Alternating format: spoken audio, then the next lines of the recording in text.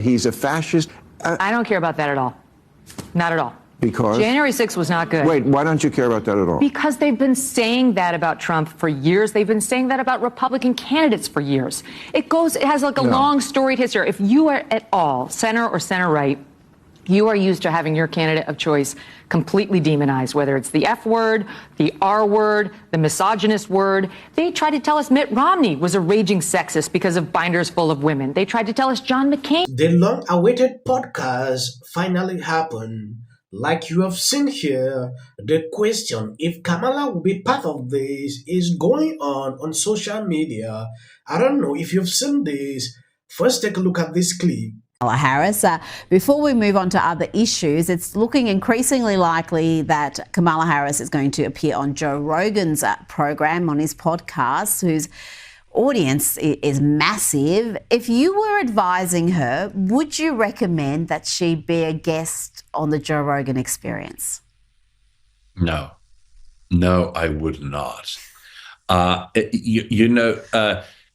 She has ducked all of the difficult interviews that she could have done. The fact that the Democrats are currently putting her out there is actually a sign that she's not doing well, or she's not doing as well as she should be doing in the polls. The Democrat plan has been hide Kamala from the cameras to any extent that you can. And specifically don't get her onto anything where there could be details expected. You can get her on The View. You can get her on a couple of other just sort of puff pieces. You can get her on the cover of Vogue. Yes, this is as foreign media. Like you can see here, Sky News Australia. This guy is right. When I look at the types of interview Kamala is having, only on some kind of networks that you really don't expect anything high.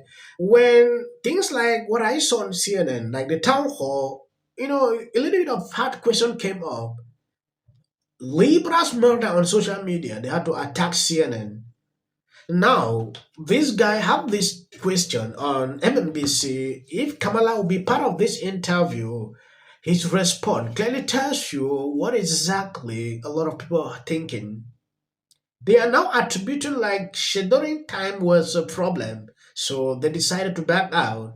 Nobody is buying that. Can I ask you about Rogan? Was there a Rogan invite to the vice president that was turned down? Is it something you would consider doing, given the size of that audience, and given that a lot of the folks that Trump seems to be targeting might be listening to that?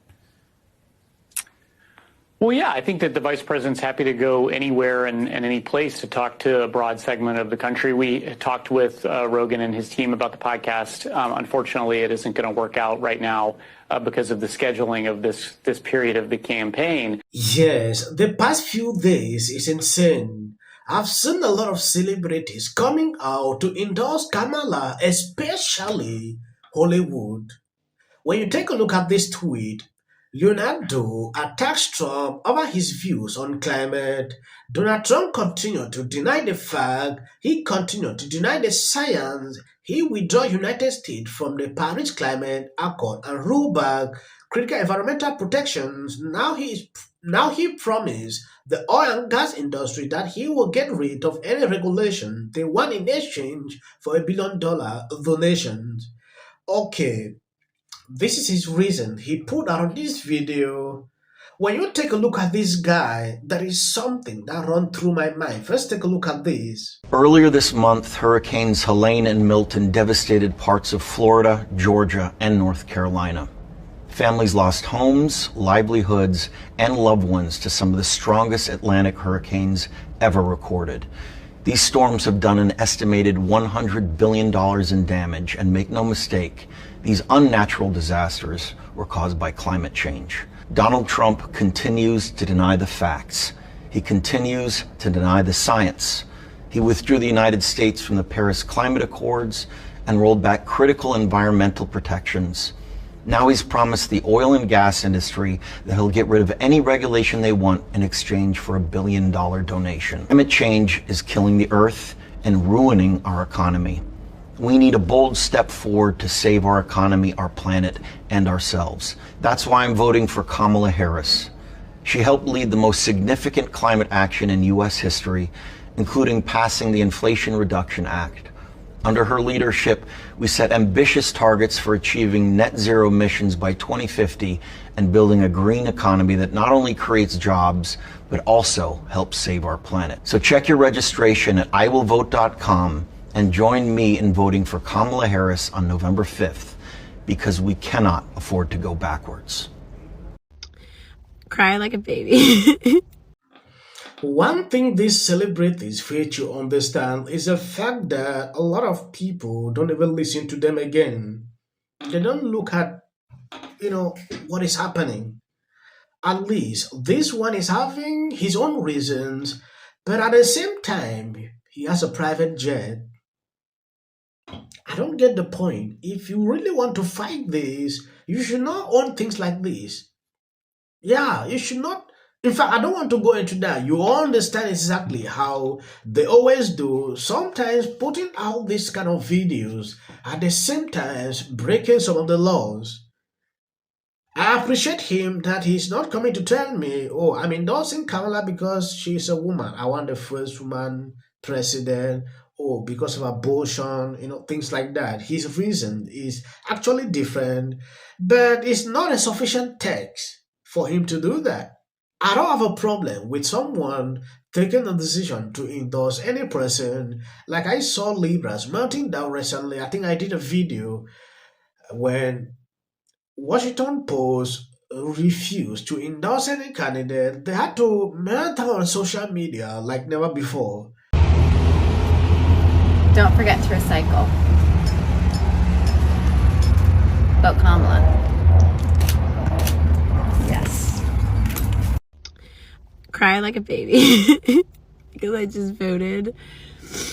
And it's crazy because you literally, after you vote, that's where it becomes not my will, but yours be done.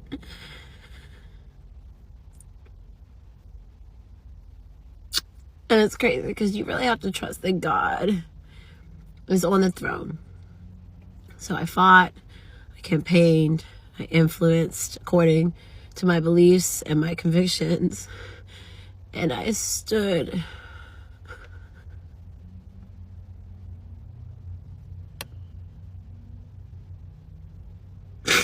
And I stood my ground. I stood my ground. And I'm standing my ground. And so after I've done all that I can as an American citizen, I have to constantly say, Lord, not my will, but yours be done. American. So yeah, guys, go vote. Go do what you can for America. Fight for your country. You're calling yourself. Well, this is the problem. Homes Enterprise. If you are over 18, please register to vote for something else. Are now stepping forward. Seen before. I don't care if they write that. That this is happening. She's very close to Trump. She's 30. A financial Republican.